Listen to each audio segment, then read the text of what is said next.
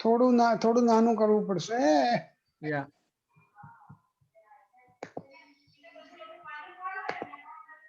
એક મિનિટ હું જરા સહેજ નાનું કરી જોઉં. બરોબર, નહીં તો પેલા અક્ષરો પાછા કપાઈ જશે. Yeah. આ તો બહુ નાનું થઈ ગયું. ના એટલે હવે પછી મોટું કરું છું એટલે પેલું આ મોટું કરું છું ત્યાર પછી આવું જ થઈ જાય યાર.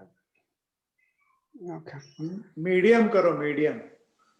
તમારે પેલું ડ્રેગ વાળું નથી રાજનભાઈ? યાર ના એ જ કરું છું, ડ્રેગ વાળું કરું છું. Oh, I see.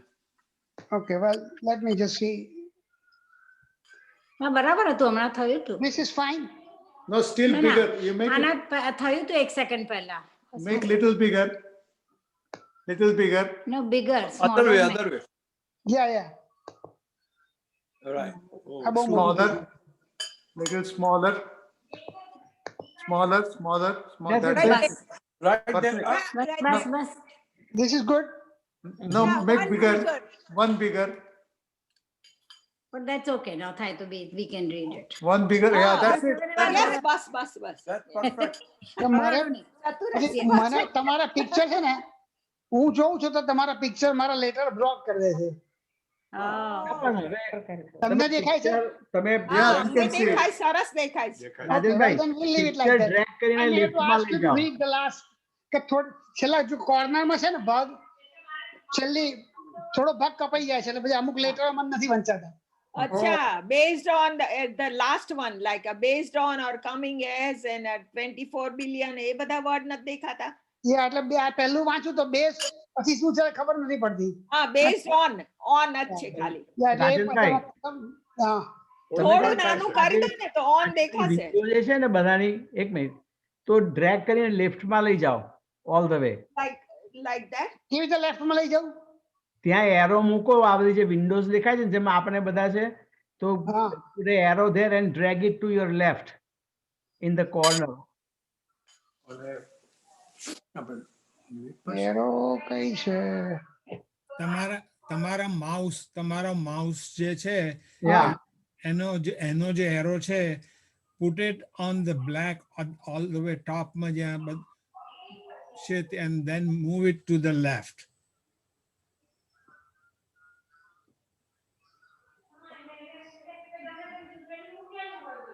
Now you are moving the slides, but This is the one. I'm trying to find where the heck arrow is.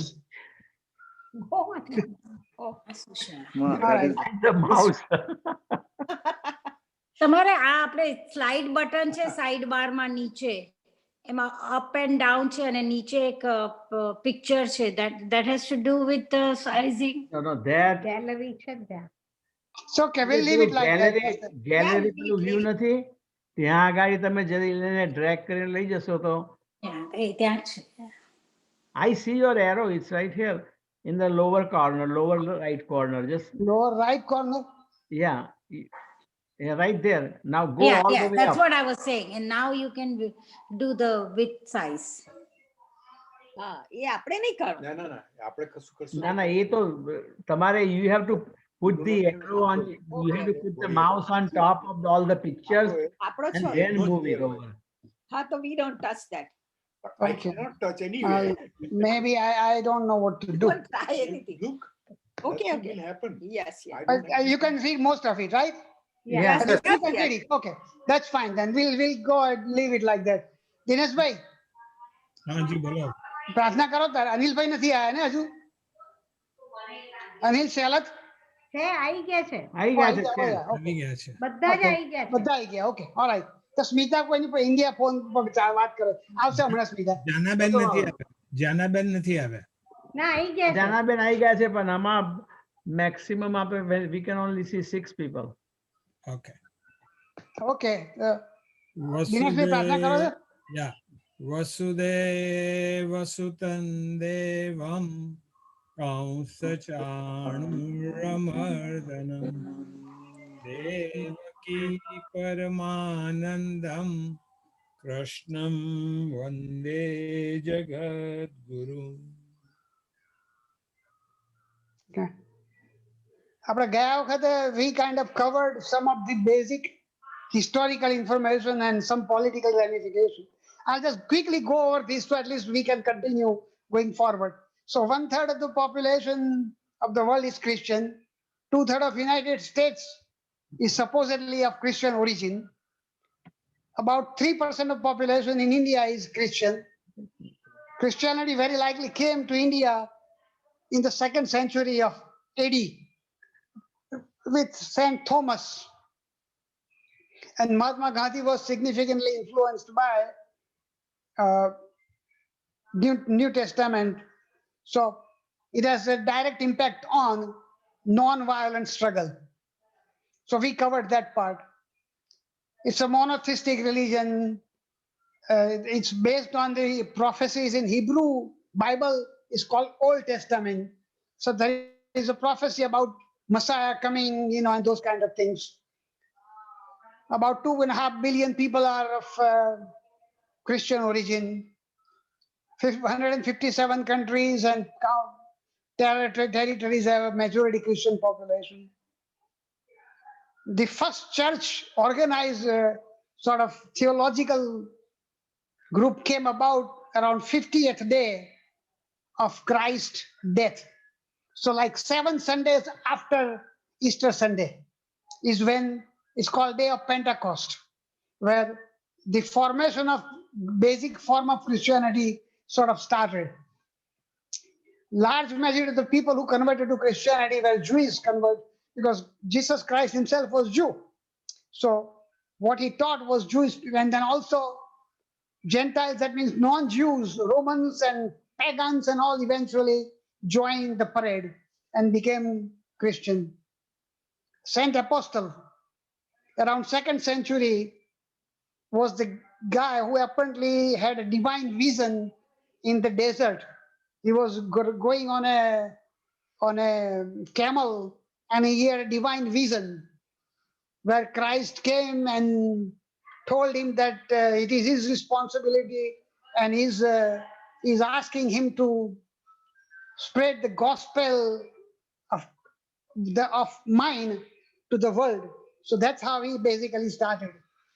And second part that is important also is the question of sin. Original Christ, Jesus Christ I'm talking about, never mentioned anything about sin, which forms the very basis of Christianity. That I am a sinner. All of us are sinners. And Christ came to atone for the sin committed by humankind, to take our sin and bring us to salvation. That idea appears to have originated by Paul, St. Paul. It is claimed that he had a divine vision of reality, but he found a stain. And he wondered about what the stain is in the reality. And it was his intuition that the original stain, the stain is origin of sin committed by humankind, that we disobeyed the God command, and that is the nature of sin. So the idea of sin, surrender and salvation, the origin concept of sin, which is diametrically opposite to what Vedanta teaches, is that our original nature is divine. And we are suffering because we don't know our own divinity. Christianity is exactly reverse. We suffer because we are sinner. And until the Christ comes and takes us to salvation, we'll continue to suffer. So these are two diametrically opposite viewpoints. We have agnan or ignorance of our own divinity according to Vedanta. That is the basic difference between Vedanta or Hinduism in general and Christianity specifically. That I am a sinner concept does not exist in Vedanta. That is the major thing that is important. And then after that, St. Paul wrote the books and he spread the message to Roman Empire and Europe and all those places, in Asia, Africa and other places. So that's how the message of Christianity started spreading, because he was directed according to the divine vision to spread the message of Christ.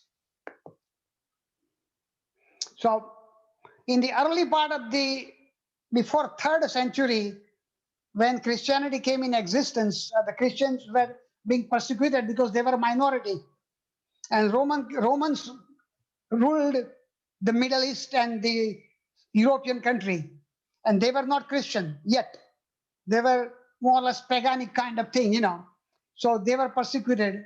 It was in the 3rd or the 4th century, around 300 something, is that Constantine became the emperor of Roman Empire. And he embraced Christianity, similar to how Ashok embraced Buddhism.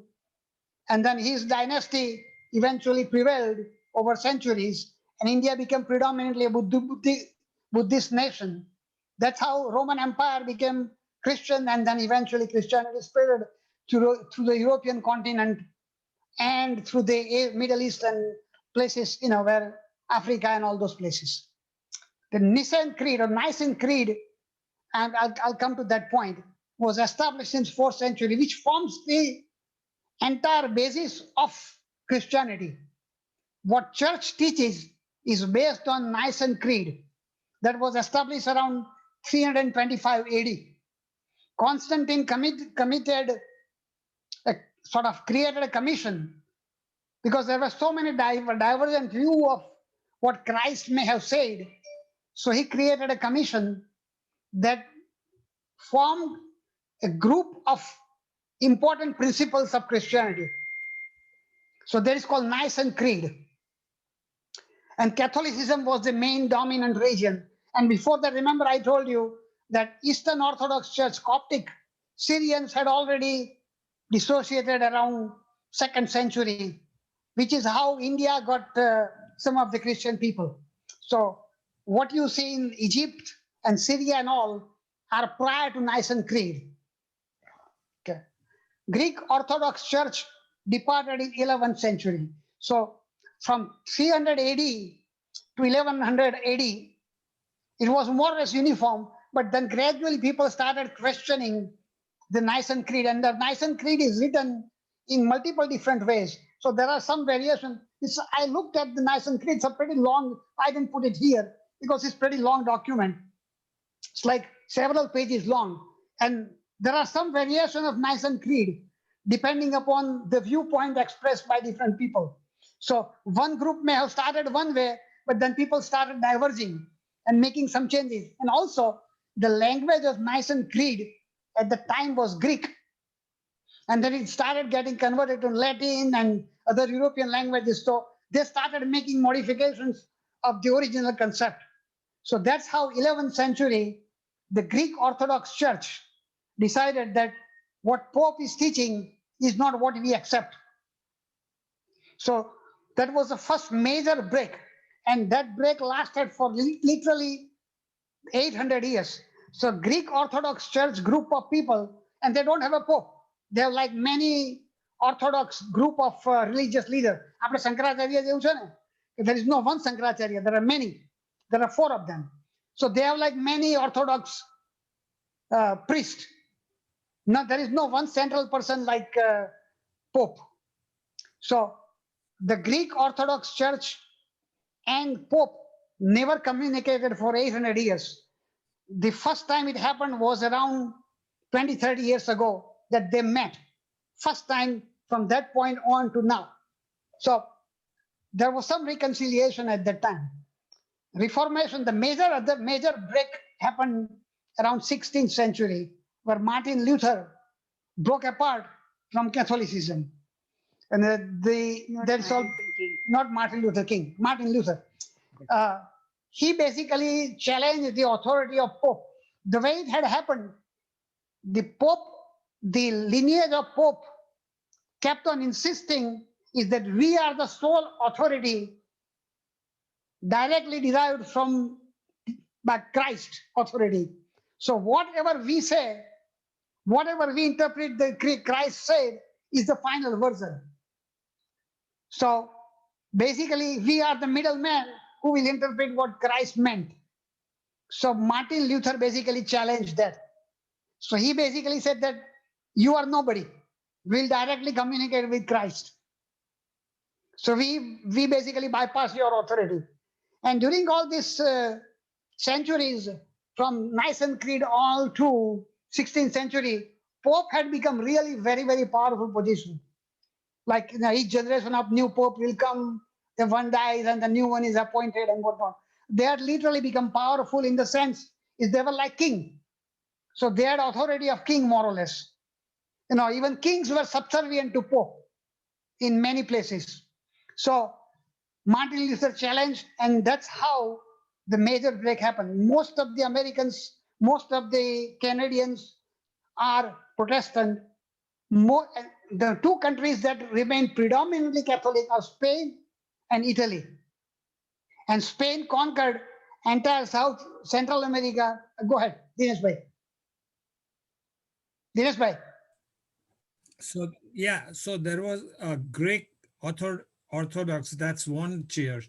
After Greek Orthodox came Catholicism, then the Lutheran, and then the Protestant. No, Lutheran is part of Protestancy. Okay. Protestant is a group. Lutheran Church is just a subgroup of Protestant. Martin Luther Oh. was people who followed Martin Luther became Protestant and they were called Lutheran. So Protestant is a group of church. Lutheran Church is one of the subgroup. So three Okay, major groups. thank you. Protestant, Catholic, and a Orthodox, Greek Orthodox Church. And if you add the fourth very small group is the Eastern Orthodox Church, which is Syrian and some of those minor ones, but they are relatively minor. So that is the breakdown of Christianity. So right now, most of the Northern Europe is Protestant. Most of the Southern Europe is Christian. Is Catholic, including Ireland. And the reason I'm bringing Ireland is England, UK had conquered Ireland. Ireland was basically taken over by United Kingdom, just like they took over many other countries. What they did was Ireland had a group of people who were Protestant or Christian of Protestant nature, like England was. Just for your knowledge, UK has 4 groups: England, Scotland, Welsh, and then Northern Ireland. England is the major country. The other 3 are small. And Ireland was a country. So what they did was, most of the Ireland was Catholic, and part of the Northern Ireland was Protestant. So they divided Ireland into Northern Ireland and Ireland, where Northern Ireland became predominantly Protestant and Ireland became predominantly Catholic. And eventually, when Ireland became independent, Northern Ireland remained part of UK. But what happened during this time is that Northern Ireland also had a smaller population of Catholics. Because, when you divide the country, it's not like you can remove everybody in that region. So the majority of Northern Ireland was Protestant, a small minority was still Catholic. So they were fighting to unite to the Ireland. And that's why Irish Republican Army, IRA, was fighting England, so that Northern Ireland becomes part of Ireland. But then England will not allow that to happen, because then Protestant become minority in the Ireland. So that's the fight, political fight. All right. Second part, England is called Anglican Church. What England did was they refused to obey the command of Pope. Though they have a lot of similarity between Catholicism, they said, Pope we don't accept. Our king is the God. So King James became equivalent to Pope. And then eventually King James appointed their own Anglican bishop of England, who will rule. He will be equivalent to Pope in England. So they are called Anglican bishop. So that's another way. Most of the American people are Protestant who do not accept Pope. Neither they accept the Anglican bishop either. Protestant is like Vaishnavite school. There is a Vallabhacharya school, there is a Ramanujacharya school, Madhavacharya school. there is no one individual who is overseeing Protestant religion. There are multiple of them. So there is no one authority called Pope in Protestantism. Did I make it clear? So many things. Should I go further? Okay. All right, we were up to here. Languages. Key things. The Old Testament, which is predominantly Jewish in nature, is written in Hebrew. New Testament, which is Christian, is written in Greek. Jesus Christ himself spoke a language called Aramaic, which is no longer in existence. So whatever we know is coming from the Greek version of what Bible says. The Latin version was added around 11th century. So when the Latin version started coming, the fight began to come about the Greek version and Latin version. And then eventually Latin version was translated in many European languages. So there were more clashes about the interpretation of Bible. Okay. Multiple languages of Europe ended with a division called Protestantism. So basically, because Northern Europe had many languages, German and French and you name it, they started writing stuff in their own languages, interpreting what the original writing was. And other important part that comes next is there is no one version of Bible. That's another problem. I am coming to that. Okay, before I come to that, let me just finish the Old Testament part first. Most of the Jewish people, and for your knowledge, there are 2 to 3% of America is Jewish. And most of the Christians who are fundamentalists, they believe Jews were the traitors because of the fact Christ was crucified on the basis of the information that was provided to Romans by a Jew. So basically what they say is the Jews are the traitors who crucified Christ. So the fight over last 2000 years has been why Hitler was mad at Jews. Two things, because historical connection, and two, Jewish people when they were evicted from Middle East came to Europe and controlled the business of Europe. So they were essentially આપણે પેલા મારવાડી લોકો હોય ને ગુજરાતમાં Marwari business people who control the business. So most of the Christian people resented the fact is that Jews control the finance of Europe and eventually of America too. So Hitler was looking for somebody to blame for Germany's decline, and he found Jews as a cause. And then Jews, fundamentalist Christian, also looked at Jews as a Christ killer. So that is the animosity that existed over centuries. So why Hitler killed 6 million Jews is because of that. All right. So Old Testament is called Tanakh. There are 3 major books in that. If you have heard the word Torah, Torah is the main group of books which is Jewish equivalent to Vedas, call it. If you want to call our Vedas, for Jews, Torah is the main one. And there are 5 books in that: Genesis, Exodus, Leviticus, Numbers, and Deuteronomy. So again, like we have many 4 Vedas and many Upanishads, so they have like Torah, which have multiple word divisions within that. So they will refer to Old Testament. And there are 2 other groups which are relatively smaller one called Neviim or Nevim and Ketuvim. These are basically sort of amplification of what the Torah taught.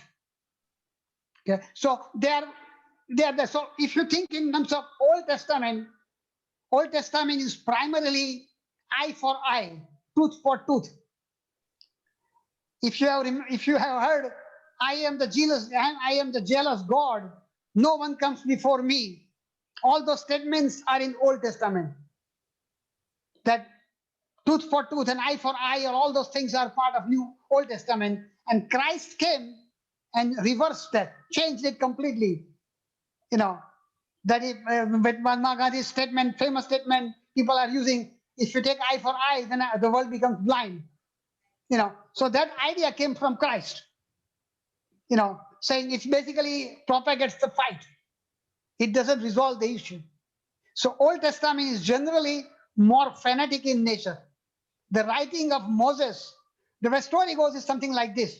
Moses was on the mountain top and he got a message from God in the form of a burning bush.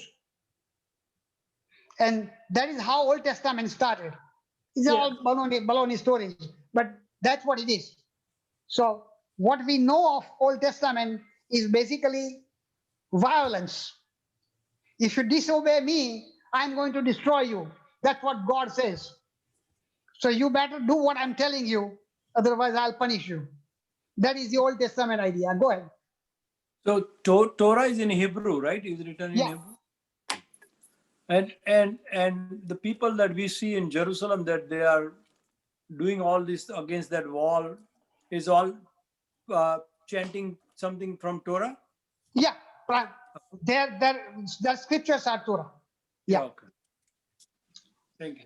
Well, Menachem Begin, if you remember, the Jewish Prime Minister, Menachem Begin was in like Yes. 70s. Okay, he was a fundamentalist Jew. Yeah. So they are literally believing word for word what Old Testament says. So revenge for what you did, revenge against Muslims, that kind of thing, So, Correct. and the milder version of Jews will say, okay, let's reconcile. The Isaac Rabin. Isaac Rabin was one of them too. Yeah. Yeah. Right. All right. So let's move on to the New Testament. New Testament there are 5 major sections. Most important part is there are 4 different versions of Bible. Mark, Luke, and Matthew are the first 3 who supposedly wrote what Christ taught. But remember one thing, none of them actually met Christ. So they were written around 60 years to 100 years after Jesus Christ died. Mm. So what they say, what they wrote is that what disciples said to them, and that was enumerated, written in the book. I see. Okay. So Mark, Luke, and Matthew, they're called synoptic gospel. And the last one is John. John's version of Bible is somewhat different than the other 3 versions. So when people talk about Bible is not one book. Different churches, different group of churches will have a different Bible. And they will have a different writings, or at least different versions of writing. Major things may be same, but there will be variations of writing. That's the point I'm making. Then there is a book of Acts. It is a discussion about relationship between Jews and Christians and spread of Christianity. So when people talk about how to spread Christianity, that's part of that gospel. And then the other minor ones are letters of, yeah, go ahead. So the Mark, Luke, Matthew, John, like in Gita, we have chapter 1, chapter 2, chapter 3, up to chapter 18. Right. These are not the chapters of. These are not the chapters. That's So right.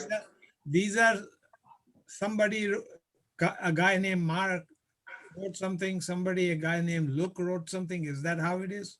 Yes. And there are most of the things are very common. But the emphasis is slightly different. And there will be versions of that. The stanzas may be different in different Bible. But common things will be there as well. Is it gospel is considered as an angel in their Christianity? Say gospel is considered what? Angel? is considered, I'm sorry, I didn't get it. Angel. Angel. No, no. Angel. Gospel is the method of spreading the message. So it's a book that gives the message. They're called, Christianity and Islam are called people of book. So they claim that the people of book are superior compared to Hinduism and Buddhism, because they don't have one book that gives the final version. Though they have more than one book, they claim is that all of them are same. So because we follow a book called gospel, which is a message of Christ to be spread to the world, we are people of book. So that's why it's called gospel. Oh, okay. So when somebody says Christian gospel, what he's talking about is what is written in one of the Bible version. The message is Christ, at least when these guys wrote, when Apostle Paul wrote, is that he was told by Christ to spread my message to the world, right? So what happened is that when Mark and Luke and Matthew wrote the books, so he used those books to spread the message. So that's why they're called Gospel of Christ. All right. Well, I mean, just a variation. Basic. Krishna Bhagavan never tells Arjun is that go and spread my message to the world. Here, the disciple believes, or at least the guy who was enlightened believes that I am told by Christ to spread this to the world. And what to spread is the book that called Bible. All right. So last few things are letters of Paul and general letters are also part of New Testament. The book of Revelation is important too. It is one of that book when we hear about Christ will come from the heaven, there will be a war, and then the second coming of Christ will happen, called rapture. You know, he will come from the heaven and then take all the people who are believers, take with him to heaven, and the rest of the guys will go to hell. So most of the fundamentally Christian belief is that when the things become so bad, when the Satan, Antichrist is overcoming the goodness of the world, Christ will descend again one more time. As a concept of Satan and Antichrist, people were saying Obama is Antichrist. Fundamentally Christian used word, Obama is Antichrist. What essentially means is that when Christ becomes so powerful, eventually Christ will re-emerge again. And he will defeat the Antichrist or the Satan. And then all the believers who are believe in Jesus Christ, he will take them to heaven with him, fly back to heaven, and the rest of us will burn in hell. Yeah. Then comes Trump. Is that like Kalki? Kalki. કહીએ છીએ? He avatar. Kalki avatar, આપણે જે હિન્દુ આપણે 10મો અવતાર કલ્કી છે, so they believe that Christ will come back one more time to save the world from Satan. So is that the same thing as Yada Yada Dharmasya Glanir Bhavati Bharata? Yeah, exactly right. But only difference is that there are 10 અવતાર કે 24 અવતાર. 10 અવતાર regular 24 અવતાર ભાગવત પ્રમાણે કે અવતાર will keep on coming. This one is Christ is the only one who was born 2000 years back, and he will come back one more time. તો હવે આવે તો સારું તો પછી આપણે ત્યારે કૃષ્ણનો વિષ્ણુનો જ અવતાર આવે છે ને, પણ વિષ્ણુ તો એક જ છે, પણ ડિફરન્ટ અવતારમાં આવે છે. The idea is basically that he will not be born again and again. He was born one time to save the world, and he'll come back one more time to save the world again. That's the idea. ફરી થાય જ નહીં કશું એમ? Who knows? I mean, these are all stories, you know. આપણા Indian લોકોને change જોઈએ છે, એટલે વિષ્ણુ ભગવાન દર વખતે જુદા જુદા રૂપ લઈને આવે છે. We want to change. Oh my God. Anyway, the reason I'm mentioning is because there's a political implication. As a matter of fact, many fundamentalist Christians like the fact is that there is a war between Islam and Christians. They are happy if Jews and Muslims fight more, because they believe is that the ultimate coming of Christ will happen only while the world is in flame. And the world is going to be in flame when Jews and Muslims fight. There will be a world war or some kind of world war, call it, where Jesus Christ will come back. So that's the book of Revelation. So that's one thing that important from the theological, mythological stories. All right. Old and New Testament now. The content of Protestant Old Testament. Okay, now there is a variation for you to understand. Now it doesn't matter to us, but the people, Catholic people and Protestant people accept some books as authority, but not all books as authority. Example, Protestants recognize 39 books of Old Testament. Roman Catholics and Eastern Christian religion, Eastern Christians believe 46 books as authoritative. So Catholics, among the many books of Old Testament, Protestant believe these books are more important. Catholic believe more books are more important. That's the difference. Apne ધારો કે ઉપનિષદ છે, Shankaracharya, why 10 Upanishads are more important? There are 108, and actually there are maybe many more. But 10 were selected by Shankaracharya as the most important one.